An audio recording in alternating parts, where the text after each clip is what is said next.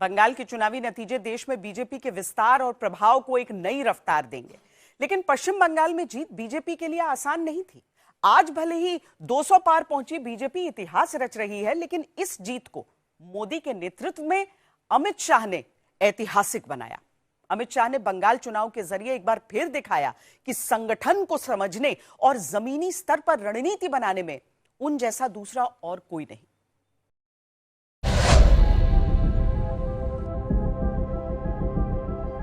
ममता जी ने मीडिया के सामने एक छोटा सा सवाल किया कि अमित शाह कौन है, ऐसा पूछा था। दीदी, अगर आप देख सकती है तो देख लीजिए, सुन सकती है तो सुन लीजिए, मैं अमित शाह हूं। मैं भारतीय जनता पार्टी का एक छोटा सा कार्यकर्ता हूं। मैं अमित शाह हूं और इस बंगाल की भूमि पर से तृणमूल को उखाड़ने के लिए आया हूं, वो आप समझ लीजिए।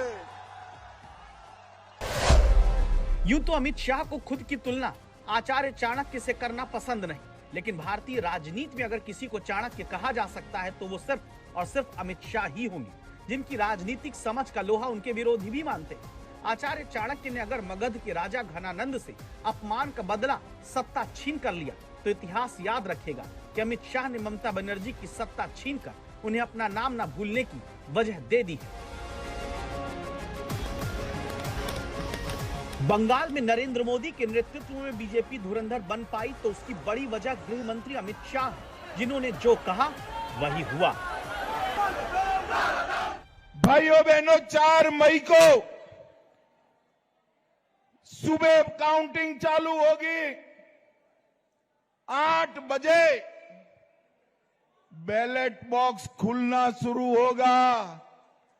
9 बजे पहला राउंड, 10 बजे दूसरा राउंड, 1 बजे काउंटिंग समाप्त और बीबी दीदी टाटा गुड बाय। दीदी को टाटा बाय बाय करने का इतिहास अगर बीजेपी बना पाई है तो उसमें बहुत बड़ा रोल अमित शाह का रहा है। बंगाल की मुख्यमंत्री जी अफवाह फैला रही हैं कि बंगाल में अगर भाजपा का शासन आया तो बाहरी लोग शासन करेंगे। मैं दीदी को बताना चाहता हूं, दीदी बंगाल का अगला मुख्यमंत्री बंगाल में ही जन्म लेने वाला, बंगाली मीडियम में पढ़ा लिखा और बंगाली बोलने वाला होगा। इतना ही है कि आपका भतीजा नहीं होगा, वो भारतीय जनता पार्टी का कार्यकर्ता होगा।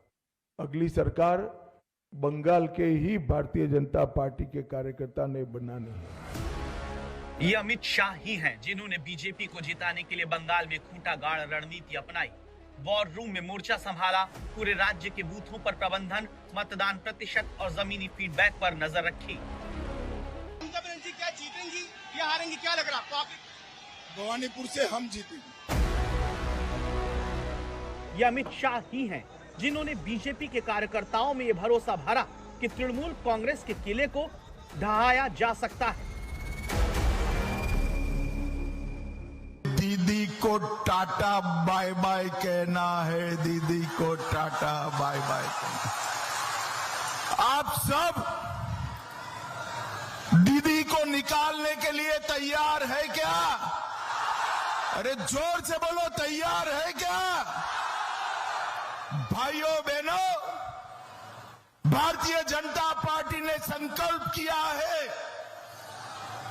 कि 5 मई को भाजपा की सरकार बनने के बाद हम पूरे बंगाल और देश भर से घुसपैठियों को चुन चुन कर निकालने का काम करेंगे। बंगाल में बीजेपी के हिस्से ये जीत अचानक नहीं आई। इसके पीछे बीजेपी के चाणक्य कहे जाने वाले अमित शाह की लंबी प्लानिंग और सटीक रणनीति रही। 5 तारीख के बाद 7 बजे छोड़ दीजिए, 1 बजे छोटी बच्ची भी निकलेगी ना, कोई गुंडा नजर उठाकर नहीं। और किसी ने हिम्मत करी तो दीदी कितना भी विरोध करो, मैं फिर से बोलूंगा, उल्टा लटका कर पूजा करेंगे। बंगाल में बीजेपी ने साल 2014 के बाद जोर लगाना शुरू किया। उस दौर में बीजेपी के संघर्ष की कहानी में शुरुआत में दो शब्दों पर जोर रहा, नजर और सब्र। यानी सियासी दुश्मन पर नजर रखो और सब्र से सही वक्त का इंतजार करो। साल 2014 से 24 के बीच बीजेपी बंगाल में मुख्य विपक्षी दल बन गई। साल 2021 तक बीजेपी का वोट शेयर 38% तक पहुंच गया। 2024 के लोकसभा चुनाव में भी ये वोट शेयर बरकरार रहा, जिसने बंगाल में बीजेपी की बुलंद इमारत की बुनियाद डाल दी। शुभेंदुदा हमारे नंदीग्राम से लड़ना चाहते थे। मैंने शुभेंदुदा को कहा था कि सिर्फ नंदीग्राम नहीं, ममता के घर में जाकर उसको हराना है।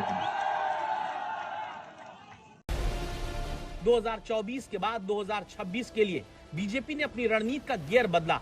अपने मिशन के इस दूसरे दौर में हौसला, ईंधन और बदले पर जोर रहा। हौसला मतलब हिम्मत मत हारो, ईंधन यानी भावनाओं को ईंधन की तरह इस्तेमाल करो और बीजेपी कार्यकर्ताओं के बलिदान का बदला चुनाव में लो। ये बंगाल की भूमि पर हमारे 60 कार्यकर्ताओं की हत्या तृणमूल कांग्रेस के गुंडों ने करी है। तृणमूल कांग्रेस के गुंडों ने करी। इनके चेहरे पर तो मुस्कान उस दिन आएगी जिस दिन बंगाल में भारतीय जनता पार्टी की सरकार आएगी। एक तरफ अमित शाह अपने मिशन में आगे बढ़ते रहे, वहीं ममता बनर्जी की तरफ से अपमान की बारिश की जाने लगी। 4 তারিখ 12টার পরে কোন জল্লাদের কত ক্ষমতা আর কার দিল্লির বাবা কাকে বাঁচাতে আসে আমি 4 তারিখ দেখব। ऐसा जवाब देना है, करारा जवाब देना है कि 100 साल तक ये भाजपा वाले याद रखे। 100 साल तक ये जो मिट्टी है ना, ये सबका है, किसी का पिताजी का नहीं है, किसी का बाप का नहीं है, किसी का मामा का नहीं है, ये हमारा है। अमित शाह के बोल रहे हैं अरे 23 तारीख को घुस जाना, नहीं तो सबको सबक सिखाऊंगा।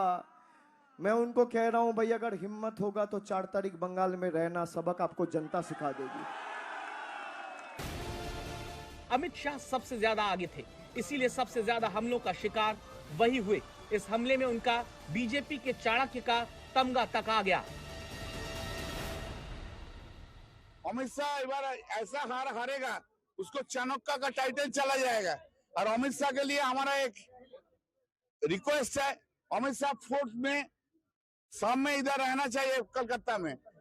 जो रहेगा तब हम सबूज जो अबीर है ना, उसको टांग में हम बुलाएगा। कि आप कुछ भी कर लो, बंगाल में तृणमूल को आप वीक नहीं कर पाओ।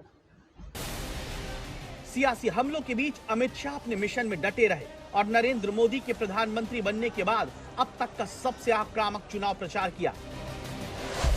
ये अमित शाह ही हैं जिन्होंने ममता पर व्यक्तिगत हमला न करने की रणनीति बनाई। बीजेपी के अभियान को ममता सरकार के भ्रष्टाचार, कमियों तक सीमित रखा।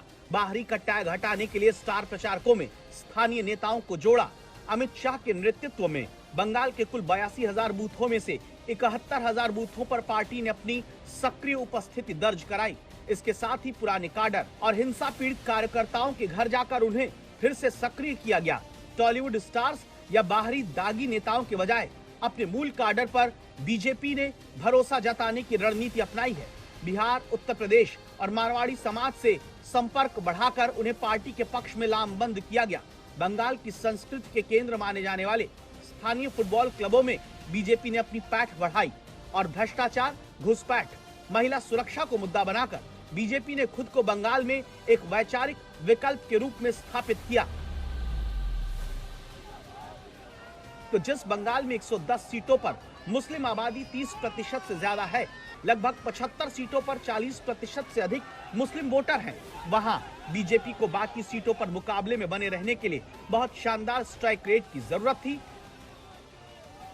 मिशन भले असंभव था, लेकिन हौसला, ईंधन और बदले के मंत्र से बीजेपी ने असंभव को संभव करके इतिहास बना दिया।